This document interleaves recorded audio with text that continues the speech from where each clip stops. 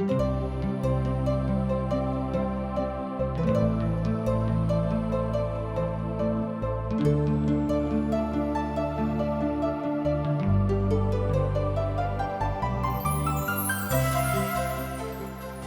India द्वारा प्रस्तुत आशक इजोत में अहाँ के स्वागत अछि। यह कार्यक्रम हमरा के एकटा अवसर प्रदान करैत छथि कि हम बाइबल सँ जुड़ल चीज के अध्ययन क सकी आ यह जानू कि हमरा जीवन के लेल परमेश्वर के इच्छा की अछि। ई उद्देश्य के संग हम यह कार्यक्रम अहाँ के लेल प्रस्तुत क रहल छी। कृपया क देखू आ सुनू ताकि परमेश्वर अहाँ के जीवन के मार्गदर्शक ठहरे। आशा के इजोत मैथिली कार्यक्रम में हम एक बेर और अहाँ के अभिनंदन प्रभु यीशु मसीह के मीठ आ पवित्र नाम से कह रहल छी।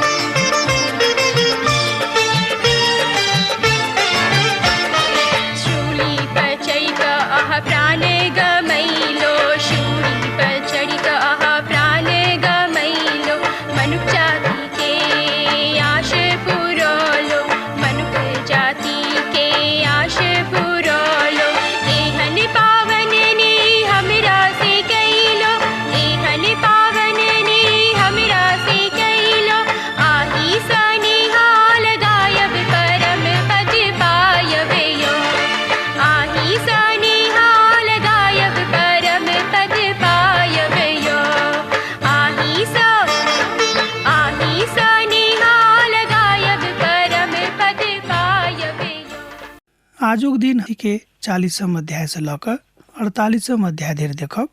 एकर अर्थ यह भेलै कि आजुक दिन हमरा सब विधिवत जे अध्ययन कर रहलहुँ हैं एहि पोथी के अध्ययन समाप्त करबाक लेल उपस्थित छी। हमरा सब एहि अंतिम प्रभाग में अर्थात सहस्राब्दी के मंदिरक के विषय में देखब। जाय बातक एहिठाम बताओल गेल अछि आर बाचा के भूमि के एकटा परिदृश्य सेहो बताओल गेल अछि। 40 अध्याय से लकर 42वां अध्याय धरि सहस्राब्दी के मंदिरों के विषय में बतावल गेल अछि। हम एहि मंदिरों के देख जा रहल छी और एहि मंदिरों के अंतर में जाकर देख जा रहल छी कि ओतऽ की सब अछि। ओतऽ आराधना करय वाला लोग छथि कि नहि सेहो हमरा लोकनि देख जा रहल छी। एहिठाम जाय मंदिरों के विषय में बतावल गेल अछि एहि धरती पर होइत, मुदा हम तऽ ओहि जगह पर जा रहल छी जाय विषय में प्रकाशनक पोथी तकर 21वां अध्याय में कहित अछि। किएक तऽ ओहिठाम नया जेरूसलम के विषय में बतावल गेल अछि आ जँ अहाँ अपन एहि बातक पता खोजबै तऽ विश्वासी के रूप में एहि बातक अहाँ ओतऽ जाकर देख सकैत छी कि अहाँके नाम ओतऽ लिखावल गेल अछि। नव यरूशलेम, हाँ, अहाँ ओतऽ कोन सड़क पर आ कोन गली में दऽ कऽ जा रहलहुँ हैं तकरा विषय पर ध्यान देबाक अछि। आर दोसर कोनो नगर नहीं अछि, ओ नव यरूशलेम अछि। प्रकाशनक पोथी तकर 21वां अध्याय तकर 22 पद एहि बातक बड़ स्पष्टता में बखान करैत अछि। जँ अहाँक लग पवित्र बाइबिल अछि तऽ अहाँ देख सकलहुँ हैं प्रकाशनक पोथी तकर 21वां अध्याय तकर 22 पद। हम नगर में कोनो मंदिरक नहीं देखलहुँ हैं, कियाक तऽ सर्वशक्तिमान परमेश्वर आ मेमना मंदिर में छथि। हमरा सब एजेकेलक पोथी में एहि संबंध में किछु प्रयोग कऽ देखैत छी जे विकासात्मक होइत अछि। हमरा सब नव यरूशलेम में इसराइली और गैर यहूदी के विषय में गप कऽ रहलहुँ हैं, जे सब प्रभु के कृपा से बचाओल गेल छलाह। एहि काल में प्रभु यीशु के मंडली स्वर्ग में बड़ आनंद मनौतेक ई एकटा बड़ स्पष्ट उदाहरण एहिठाम देवल गेल अछि, जाहि विषय में एहिठाम अभिव्यक्ति कयल गेल अछि। नव मंदिरक संबंध में एहिठाम भविष्यवाणी कयल गेल अछि। हमर निर्वासनक 25वां बरख में अर्थात यरूशलेम नगरी के लेल जयबाक पश्चात 14 बरखक प्रथम मासक 10 रोज यहोवा का हाथ हमरा ऊपर छल आ ओ हमरा ओतऽ लऽ गेलाह। एजेकेलक पोथी 40 अध्याय के 1 पद एहि बात कहैत अछि, यरूशलेम बर्बाद भऽ चुकल रहेक और मंदिरक ओ सब जरा चुकने रहैत, मुदा एजेकेलक मंदिर देखावल जा रहल छनि जे सहस्राब्दी के काल में होइत आ ओ सहस्राब्दी के काल अर्थात परमेश्वर के राजक काल होइते अर्थात प्रभु यीशु मसीह को राजक काल होइते। परमेश्वर हमरा दर्शन दऽ कऽ हमरा इजरायलक देश में पहुँचेलथि और बहुत ऊंच पर्वत पर ठाढ़ कयलाह, जाहि पर दक्षिण दिस नगरी जकाँ एकटा ढांचा छल।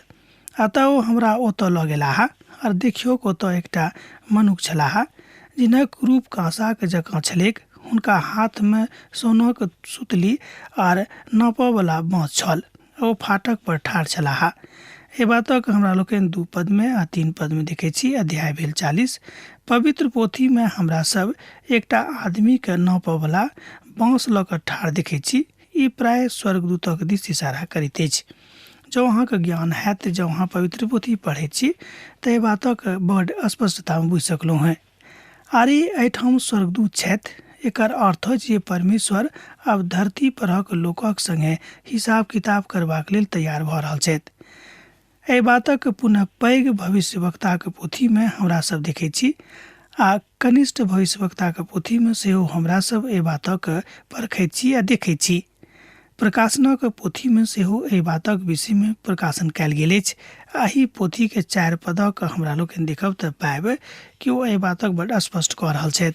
ओ पुरुष हमरा से कहलनि, हे मनुखक संतान, अपन आँखि सँ देखियौक और अपन कान से सुनियौक, आ जे किछु हम अहाँके देखायब तकरा ऊपर हम देखायब, किएक तऽ अहाँक एहिठाम एहि द्वारा आनल गेल अछि जे ओ अहाँके देखावल जायक। और अब जे किछु अहाँ देखब ओहि सबटा बातक इजरायलक घरानाक बतायब। एहि बातक हमरा लोकनि एहिठाम 4 पद में देख रहलहुँ हैं। ई हमर व्यक्तिगत अनुभव अछि जे एजेकेलक यरूशलेम आनल गेल छलनि आ हुनका सहस्राब्दी के मंदिर के विषय में भविष्यवाणी ओते बताओल गेल छलनि। यह बात एहिठाम बहुत विद्वान सब मानैत छथि आ बहुत विद्वान सभक मत एहि पर एक नहि छनि। आ देखियौक भवनक बाहर चारू दिस हमरा देवार रहेक और ओहि आदमी के हाथ में नापऽ वाला एकटा बाँस रहेक, जकर लंबाई 6 एहन हाथ रहेक, जिनक प्रत्येक हाथ साधारण हाथ से 4 अंगुल नम्हर रहेक। एतद देवारक चौड़ाई और ऊंचाई नापल गेल जे एक बाँस नीक छलीक। एजेकेलक पोथी के 40 अध्याय के 5 पद एहि बातक कहैत अछि। पद 5 से लऽ कऽ अध्याय के आखिरी धरि मंदिर सब के विषय में खाली जानकारी देवल गेल अछि, अर्थात मंदिर कतेक नम्हर छलैक, कतेक चौड़ा छलैक आ मंदिरक अंदर में की छलैक तकरा विषय में एहि बात से लऽ कऽ अर्थात एहिठाम से लऽ कऽ आगाँ धरि बताओल गेल अछि। आ ई बात बड़ नीक आ सुंदर होइत जे एहिठाम जे स्पष्ट उदाहरण देवल गेल अछि तकरा दिस हमरा लोकनि कने ध्यान दियैक। और फाटकक ओसरा पर होम बलि, पाप बलि, दोख बलि वा पशु के वध करबाक लेल दुनू दिस सँ 2-2 टा मेज छलैक। एजेकेलक पोथी 40 अध्याय के पद 39 में एहि बातक बताओल गेल छल। जँ अहाँके लेल पवित्र पोथी बाइबल अछि तऽ अहूँ एहि बातक देख सकलहुँ हैं। पद 39 से लऽ कऽ 42 पद धरि मूसा के व्यवस्था के ऊपर आख्यान अछि जे निर्गमनक सिद्धांतक बताबैत अछि। आ होम बलि एहि बातक बताबैत अछि कि प्रभुक लोक केहन प्रभुक लेल उत्साहित भऽ कऽ काज कऽ रहल छथि। फाटकक दुनू दिस 4-4 मेज छलैक, अर्थात पशु वध करबाक लेल कुल मिला कऽ 8 मेज। एजेकेलक पोथी तकर 40 अध्याय तकर 41 पद एहि बातक बताबैत अछि। सहस्राब्दी मंदिर में मेल बलि चढ़ावल जे के एहि बातक ऊपर विद्वानों के अलग अलग मत छनि। एहि बातक ऊपर 45 अध्याय में वो पुनः ओहि बातक बतावैत छथि। आर मंदिर में गान बजान आ गवैया सब होता है। और वो अंगना के नाम लेत आ जे चकोर अर्थात 100 हाथ नमहर आ 100 हाथ चौड़ा छल और वेदी भवनक सन्मुख में छल। एजेकियलक पोथी तकर 40 अध्याय के 47 पद एहि बात कहैत अछि। आब एहिठाम विशेष ध्यान देबाक अछि जे ओतऽ बलि चढ़ेबाक लेल एकटा वेदी रहैक सेहो। एहि नगर में विश्रामागार सेहो छल, जतेक किएक तऽ हेरोदेसक काल में यरूशलेम बड नमहर नगर बनि गेल रहैक आ मंदिर में बलि सेहो बनावल गेल छलक। एहि बातक हमरा लोकनि इतिहासक पोथी में देखैत छी। सहस्राब्दी के मंदिर में आराधना होइत एहि बातक हमरा लोकनि 43 अध्याय से लऽ कऽ अध्याय 46 धरि देखैत छी। सहस्राब्दी के काल में मंदिर में आराधना हैत आ जेना कि सुलेमानक मंदिर में होइत छल ओहि बातक स्मरण दियाबैत अछि। मुदा प्रभु के सकीना ग्लोरी अर्थात प्रभु के इजोत वही मंदिर में अखनो छिक। अर्थात बाजि सकलहुँ हैं कि वही काल में सहस्राब्दी के काल में प्रभु के सकीना ग्लोरी अर्थात प्रभु के इजोत वही काल में चमकतिक आ कालांतर में सेहो भऽ जायत। आर क्यों ई तऽ प्रभु यीशु मसीह छथि आर क्यों नहीं भऽ सकैत छथिन। अब हम 43 अध्याय के 1 और 2 पदक दिस अहाँके इशारा कऽ रहलहुँ हैं। जँ पवित्र पोथी अछि तऽ हमरा संगे देखियौ।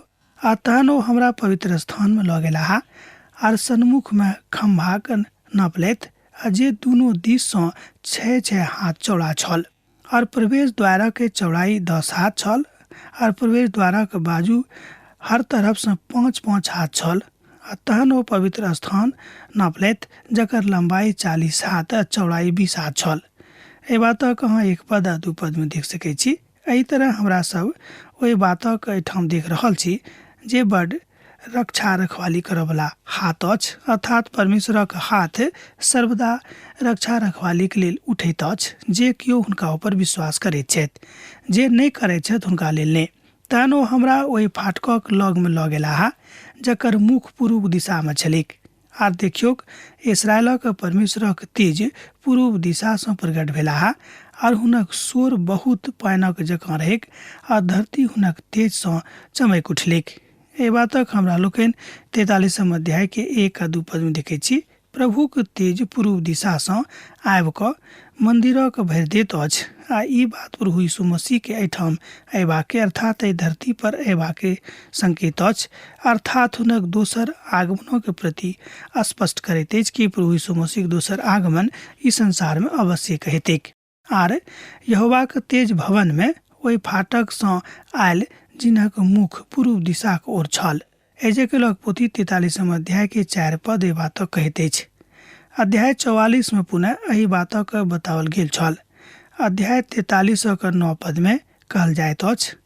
अध्याय 44 में पूर्व फाटक सँ परमेश्वर औताह अर्थात राजकुमार पूर्व फाटकक दिस सँ औताह। अब हमरा सब 44 अध्याय के 1 पद सँ लऽ कऽ 3 पदक देखब जे बड़ स्पष्ट कऽ दैत अछि कि मंदिरक अवस्था आ तकर विचारात्मक कोन कोन तरहक हेतैक। तहन ओ हमरा पवित्र स्थानक बाहरी फाटक सँ जाकऽ मुख पूर्व दिशा के घुरा कऽ लऽ अनलथि और ओ बंद छल। आ तहन यहोवा हमरा से कहलनि ई फाटक बंद रहैक, एकरा खोलल नहीं जायक और एहि के बादो केओ प्रवेश नहीं करैक, किएक तऽ इजरायलक परमेश्वर यहोवा एहि दऽ कऽ प्रवेश केने छथि तें ई बंद रहैक। प्रधान होयबाक कारणे ओहि में बैस कऽ यहोवा के सन्मुख भोजन करेक ओ प्रवेश द्वार के ओसरा दऽ कऽ प्रवेश करेक और ओहि दऽ कऽ घुरि जायक। एजेकियलक पोथी 44 अध्याय के 1 पद सँ लऽ कऽ 3 पद एहि बातक कहैत अछि। आजुक युग में यरूशलेम पूर्वी द्वार बन अछि, ई तऽ पूरा तरह दोसर दीवार में मिल गेल अछि। जँ अहाँ ओतऽ जाकऽ देखबै तऽ एहि बातक के प्रमाण एखनो ओहिठाम विद्यमान अछि। मसीह यीशु के अवतार अर्थात जब हुनक एहिठाम मनुखक रूप में अयलाह तहन ई बात स्पष्ट हो कयने रहथि। तहन फाटक पुनः खुजि जेतैक। मुदा हमर विचार में जहन प्रभु यीशु मसीह दोसर बेर एहि संसार में औताह तहन एहि फाटक ओ पुनः खोलि देथिन आ जाय राजकुमारक एहिठाम बखान कयल गेल अछि ओ प्रभु यीशु मसीह छथि और दोसर केओ नहि। एजेकियल लिखैत छथि कि जे राजकुमार आबि कऽ मेम बलि चढ़ौतैथ। 45 और 46 अध्याय में एही बातक बखान भेटैत अछि। प्रभु यीशु मसीह कहैत छथि, ओतऽ प्रभु थिकाहा आ ओहि काज कयने छथि, ओहि काज कऽ सकैत छथि।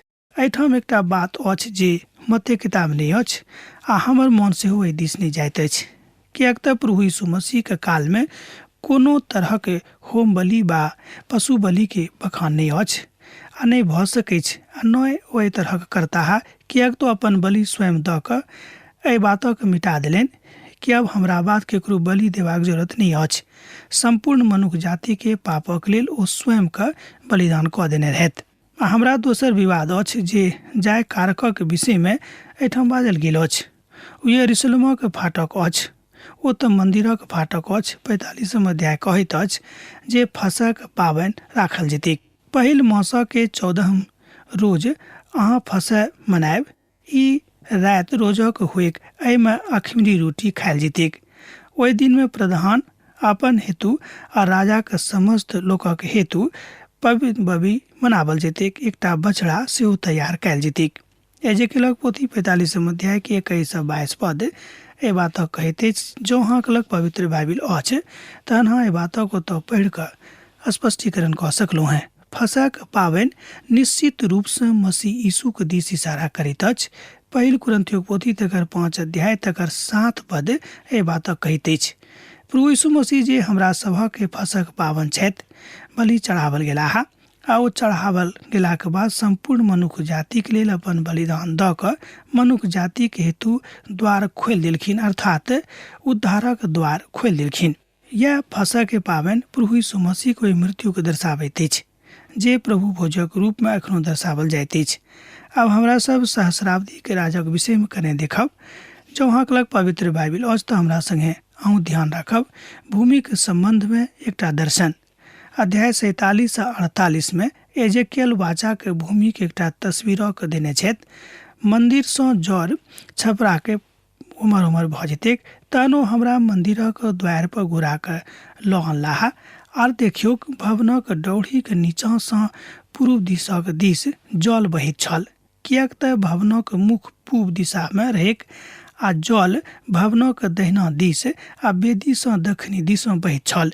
आ तहन ओ हमरा उत्तरी फाटक के कछारसँ लऽ अनलाह और बाहर घुरा कऽ हमरा ओहि फाटकक लग लऽ गेलाह जे पूर्वी दिससँ खुजैत रहैक और जल दक्षिण दिससँ टपकैत छल। एहि बातक हमरा लोकनि देखैत छी एहिठाम एजेकियलक पोथी 47 अध्याय के पद 1 आर पद 2 में पिता परमेश्वर एहि बातक बतौने छथि। एहिठाम जे पानि बहि रहल छल ओ एकटा पवित्र आत्मक जकाँ छल आ बहुत आत्मिकताके समाद दऽ रहल छल। पद 33 विश्वासी के अवस्था के विषय में गप करैत अछि, अर्थात जतेक लोग प्रभु यीशु मसीह के ऊपर विश्वास करैत छथि हुनका विषय में गप करैत अछि। विश्वासी शब्द हुनके लेल आयल छनि जे समस्त कथाके विधामे अपन प्रभु यीशु मसीहके अपन उद्धारकर्ताके रूपमे ग्रहण कयने छथि, हुनके विश्वासी कहल जाइत छनि। ओ पुनः 1000 हाथ नापलथि आ हमर जलमे चलौलथि तऽ पानि घुटना धरि रहैक, आ पुनः 1000 हाथक नापलथि आ हमरा जलमे चलौलथि तऽ पानि कमर धरि रहैक। ओ पुनः 1000 हाथ नापलथि आ पानि बढ़ि कऽ एहन भऽ गेलैक आ नदी बनि गेलैक जे हम नहि चलि सकलहुँ हैं, अर्थात हेलऽ जोग पानि भऽ गेल रहैक नदीमे, जकरा पार केनाइ कयल जा सकैत छै। एजेकियलक पोथी तकर 47 अध्याय 4 पद 5 एहि बातक कहैत अछि। एहि बातक अहाँ एक बेर और देख सकलहुँ हैं। ओ पुनः 1000 हाथ नापलथि आ पानि बढ़ि कऽ एहन भऽ गेलैक आ नदी बनि गेलैक जे हम चलि सकलहुँ हैं, अर्थात हेलऽ जोग पानि एहन नदीक जकार पार भऽ गेलैक, किएक ओ कयल जा सकैत छै, अर्थात ओहि नदीके पार कयल जा सकैत रहैक, अर्थात ओहि नदीमे एतेक पानि छल कि जकरा पार कयल जा सकैत छै। पानिमे हेलनाइ एहिठाम पवित्र आत्माके भरपूरीके बताबैत अछि आ ई ओहि युगके विषयमे बताबैत अछि जहन परमेश्वर अपन आत्माके उण्डेल देथिन आ ओहि बातक एहिठाम आबि कऽ बाजि देथिन। आ जहन हम परिपक्व भऽ जायब तहन प्रभुके ओहि नदीके दऽ कऽ पार कऽ सकलहुँ हैं, सेहो एहि बातक इशारा होइत अछि। ई काल अछि जे हमरा सभक जुग जुगक विषयमे बताबैत अछि। भूमि के विषय में बतावल गेल अछि, अर्थात ओहि प्रजाति के बीच में बंटवारा के विषय में कयल गेल अछि जाहि भूमि के प्रभु परमेश्वर अपन 12 गोत्रों के बीच में बांटि देने रहत, अर्थात एठाम बाचा के भूमि के विषय में गप कयल गेल अछि। पानि में हेलनाइ एठाम पवित्र आत्मा के भरपूरी के बताबैत अछि।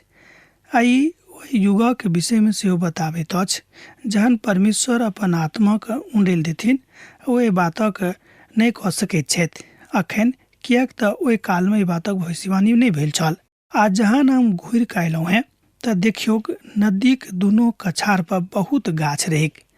एजेकियलक पोथी 47 अध्याय तकर 7 पद ए बातक कहैत अछि। ई काल अछि जे हमरा सभक युगक विषय में बताबैत अछि। अध्याय 48 भूमि के 12 प्रजाति के बीच में बंटवारा के विषय में बताबैत अछि आ दान प्रजाति के ऊपर काफी रुचिपूर्ण अध्ययन कयल गेल अछि। जँ अहाँ पवित्र पोथी के बड़ रुचि से अध्ययन करैत छी तहन अहाँ दान जाति के ऊपर एठाम अध्ययन कऽ सकलहुँ हैं। कलम कागज लऽ लिअ। हमर विश्वास अछि कि अहाँके हाथ में कलम कागज होइते तहन अहाँ एहि बातक अध्ययन देख सकलहुँ हैं। भूमि के वितरण।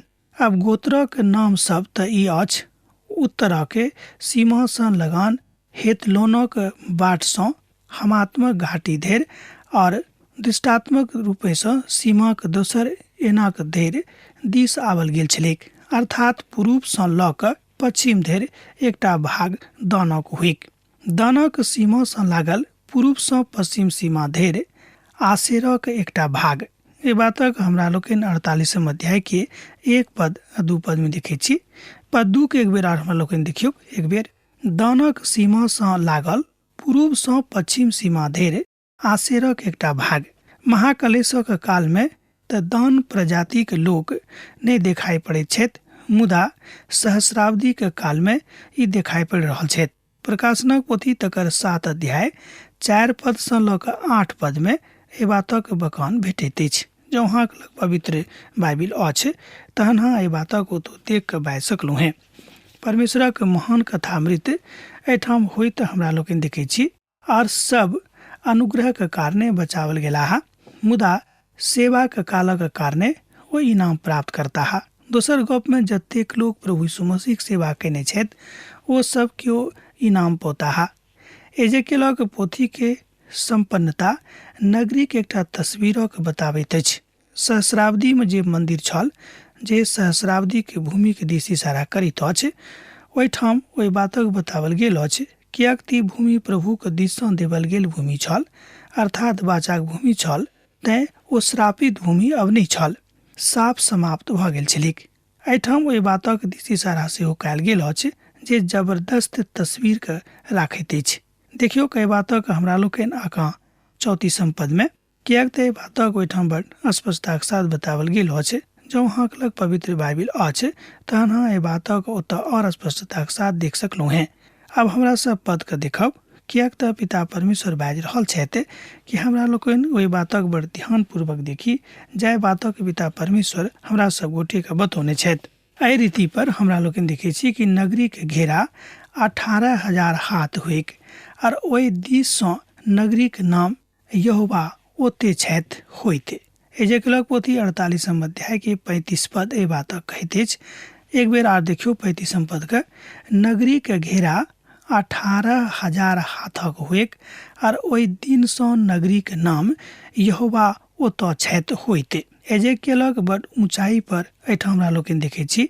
एहि पोथीक समापन बड़ ऊंचाई पर होइत हमरा लोकनि देखै छी, किएक तऽ यहोवा परमेश्वर एजेकियलक माध्यम सँ ओहि ऊंचाई के बता रहल छथि जाहि ऊंचाई के आवश्यकता आजुक युग में लोकक अछि। जँ लोक एहि ऊंचाई के दिस नहि जेता है तहन समापनक ओ निकृति सँ नहि बुझि सकैत छथि, किएक तऽ यहोवा परमेश्वर चाहैत छथिन कि मनुष्य खूब ऊंचाई पर जाकर अपन प्रभु के चिन्हैक। एठाम एजेकियल अपन आत्मिक ऊंचाई के उत्कृष्ट सीमा पर छथि, अपन आत्मिक ऊंचाई के पराकाष्ठा पर बैसल छथि। ओहिठाम बैसा कऽ प्रभु यीशु मसीह हुनका देखा रहल छथि कि देखियौ कि एहि नगरी के नाम यहोवा ओतऽ छथि हैत। एहि तरह एहि क्रमबद्ध अध्ययन में हमरा सब आजुक दिन एहि पोथी के अध्ययन एहिठाम समाप्त कऽ रहलहुँ हैं। अब आजुक अध्ययन हमरा एहिठाम समाप्त करबाक आज्ञा दिअ। पुनः अहाँ सब भेंट होइत। प्रभु यीशु मसीह के अहाँक जिंदगी में बनल रहेक। आमीन। हमर विश्वास अछि कि ई कार्यक्रम अहाँके लेल लाभदायक सिद्ध अछि। हम चाहै छी कि अहाँ अपन आशीषके हमरा संग साझा करू। जँ अहाँके नजीक बाइबलसँ आ जीवनसँ सम्बन्धित कोनो प्रकारके प्रश्न भऽ सकै अछि तऽ अपन समस्याके लेल प्रार्थना करबाके लेल जँ चाहै छी तऽ हमरा फोन नंबर पर जरूर संपर्क कऽ सकै छी। परमेश्वर अहाँ सबके लेल एकटा सुंदर, सुखद, आनंदित दिन प्रदान करै।